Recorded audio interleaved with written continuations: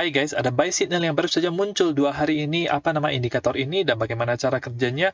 Bagaimana pula dengan kinerjanya selama ini? Tentu saja itu yang paling esensial. Kita akan lihat di video kali ini dan ada juga technical analysis, Cardano, dan berita inflasi yang akan muncul hari Jumat ini. Nama saya Kelby dan saya menyajikan informasi seputar fundamental, technical, dan on-chain analysis. Tonton video ini sampai akhir agar informasi yang lengkap dan bermanfaat.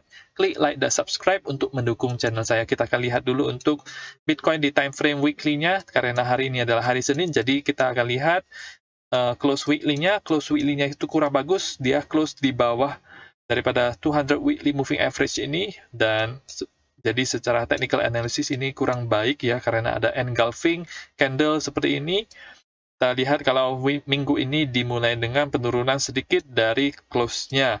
Kalau untuk daily-nya bagaimana? Untuk daily-nya juga ada peningkatan sebanyak 2 hari berturut-turut selama hari Sabtu dan hari Minggu. Ada peningkatan setelah hari Jumat kemarin ini terjadi penurunan yang sangat drastis, minus 10% lebih dari posisi 23.000 dan sekarang berada di posisi 21.400-an.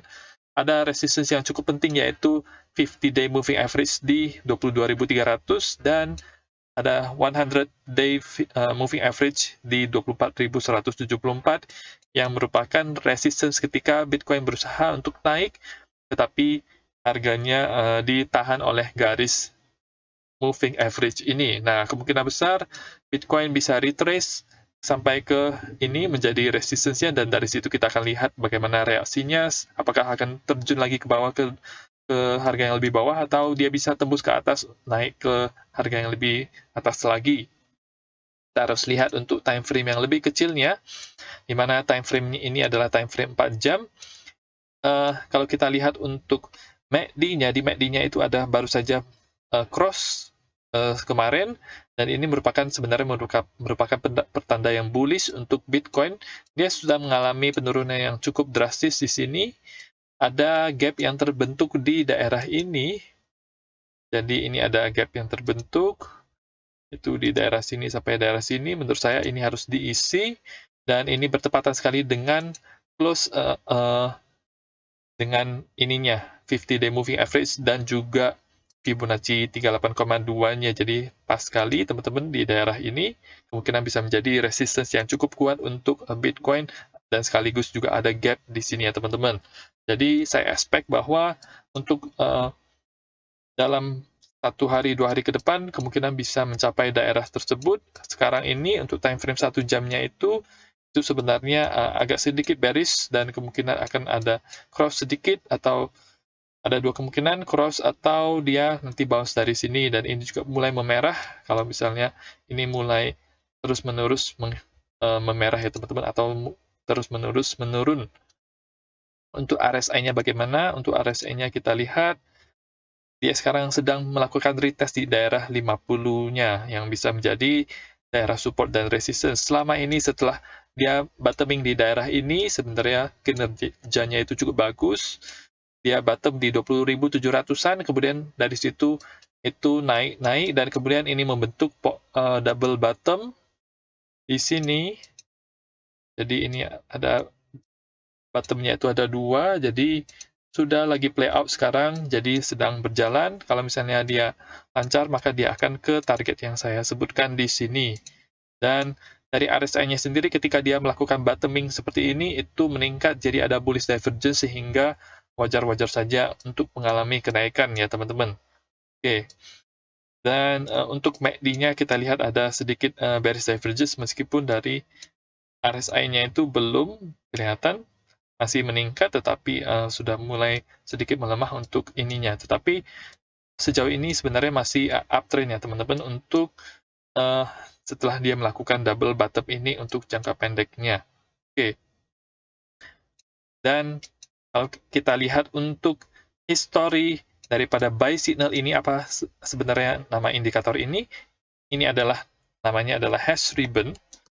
Hash ribbon ini jadi merupakan dia ada hubungannya dengan mining Bitcoin, di mana mining Bitcoin itu kekuatan total daripada mining Bitcoin itu diukur melalui hash rate, dan hash ribbons ini adalah jadi pita dibentuk dari dua garis atau data hash rate, di mana itu merupakan yang pertama itu adalah 30-day moving average daripada hash rate-nya.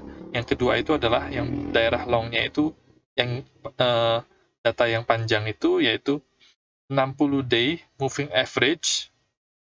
Jadi ketika digabungkan seperti itu, maka dia akan membentuk pita semacam ini, jadi ada dua. Dan kalau misalnya terjadi cross ke bawah seperti ini, jadi cross ke bawah ketika yang pendek itu biasanya lebih sensitif, dia harusnya lebih ke atas. Nah, ketika terjadi cross ke bawah, itu artinya banyak miner yang menutup mesin-mesin Bitcoin-nya, sehingga membuat hash rate-nya itu turun. Efeknya itu berlangsung 2 minggu setelahnya. Dan itu ketika di suatu titik, itu maka dia akan meng-cross daripada garis abu-abu ini, yang merupakan garis hash rate yang panjangnya, yaitu yang 60-day moving average ini, yang warna abu-abu ini ya, teman-teman. Jadi sangat jelas sekali ketika itu di cross, maka terjadilah situasi capitulation, yaitu menyerah. Bitcoin minernya itu menyerah. Jadi kita lihat itu terjadi di daerah ini di bulan Mei, di Juni, ketika kalau tidak salah masalah Terra Luna itu berlangsung, dan ketika ini terjadi cross, maka biasanya harga itu cenderung untuk turun setelahnya. Sama juga di daerah ini juga terjadi capitulation, habis itu harga juga cenderung untuk turun.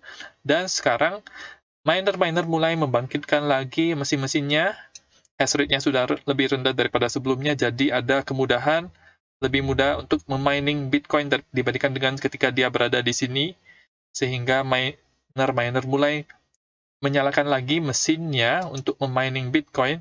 Dan ketika hash rate itu meningkat secara drastis, maka yang garis hijau ini pada suatu saat bisa menembus yang garis abu-abu ini, sehingga terjadi cross dan muncullah sinyal buy ini ya teman-teman. Jadi selama beberapa kali sinyal buy ini muncul, kita lihat terakhir kali itu di Agustus 2021, itu sempat naik, kemudian turun, habis itu naik, dan ada semacam sebesar 60% kenaikan dari hari di mana buy signal ini muncul sampai ke topnya itu. Jadi ada 60% di tahun 2020, akhir tahun 2020 itu naik sampai 250%.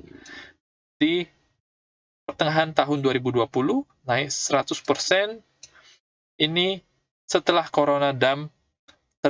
Pas Corona Dump itu banyak miner yang mematikan mesin miningnya karena harga Bitcoin terjun ke bawah, jadi tidak profitable untuk melakukan mining, sehingga banyak miner yang mematikan mesinnya, sehingga terjadilah kapitulasi. Kemudian setelah harga berangsur-angsur untuk naik dan ada muncul buy signal ini, harga itu naik 40,5% ya, sampai baru habis itu dia konsolidasi sebentar, baru itu naik lagi.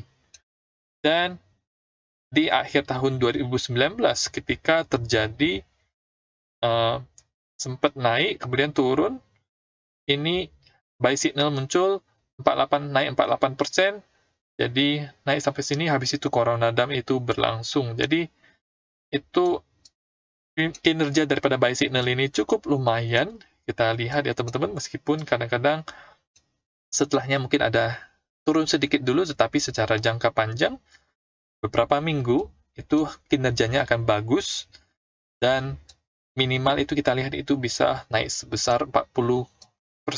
Misalnya kalau kita plotkan di sini naik 40% itu kira-kira seberapa, maka itu akan mengarahkan kita ke daerah 30 ribuan, dan itu merupakan target yang wajar-wajar saja sebelum terjadi penurunan, karena di sini adalah daerah yang pasti banyak orang yang menjualnya menurut saya.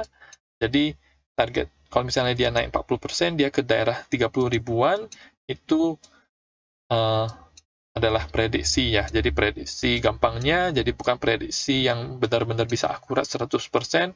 Bisa saja tidak sampai situ, bisa saja bahkan lebih, bisa saja dari sekarang ini juga turun, jadi tidak naik, bisa saja. Tetapi dari history selalu naik dari situ. Jadi hampir 100% buy signal ini muncul, habis itu naik harganya. Jadi itu merupakan hal yang perlu kita ketahui juga.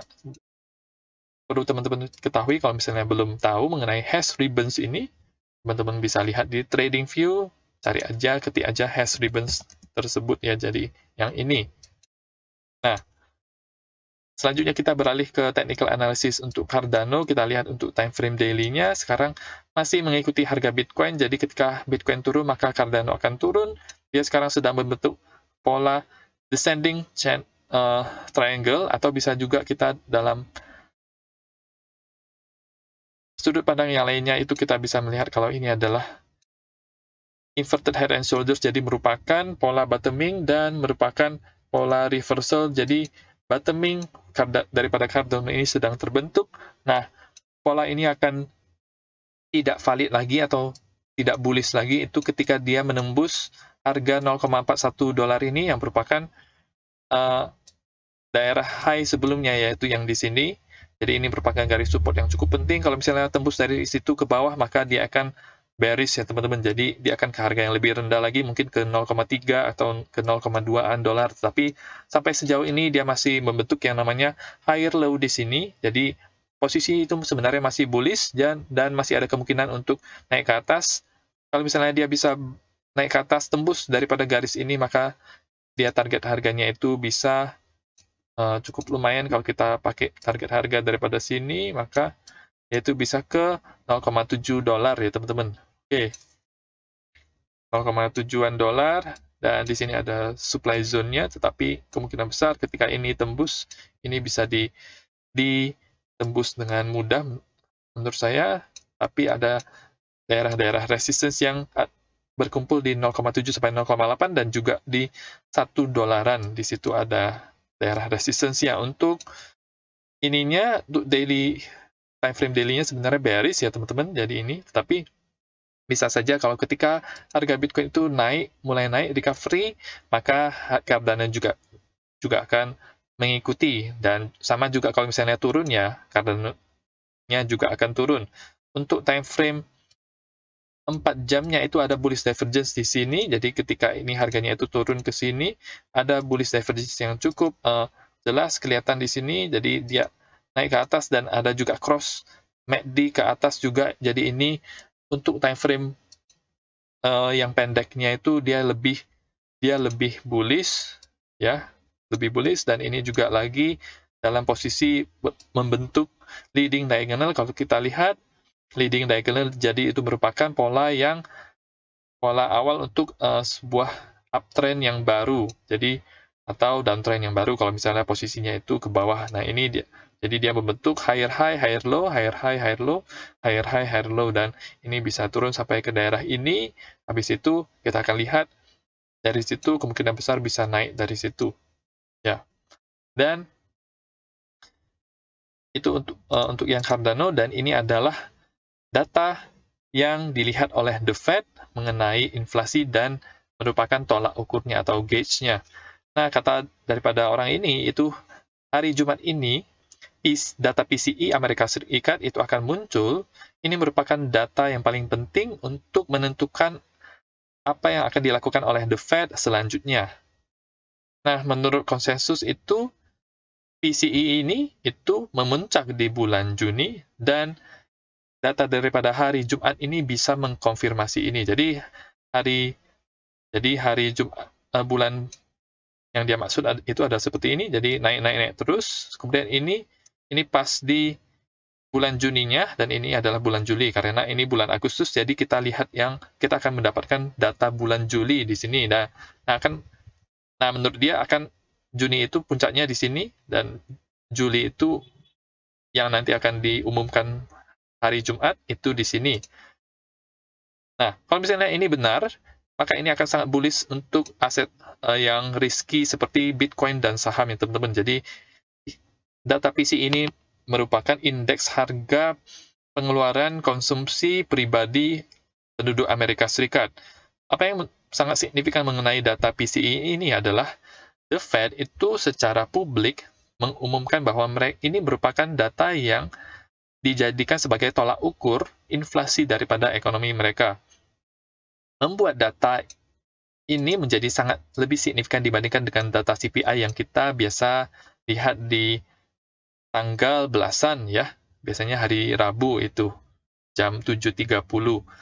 Nah, ketika metrik ini sudah memuncak, maksudnya ketika metrik ini belum memuncak, maka The Fed akan tetap melakukan quantitative tightening, jadi tidak akan membeli aset-aset, tetapi akan semacam melepaskan aset-aset. Tetapi hari Jumat ini katanya ada lonjakan tertinggi daripada PCE ini bulan Juni itu naik. Nah, ini bisa menunjukkan bahwa ini akan memuncak atau sudah memuncak.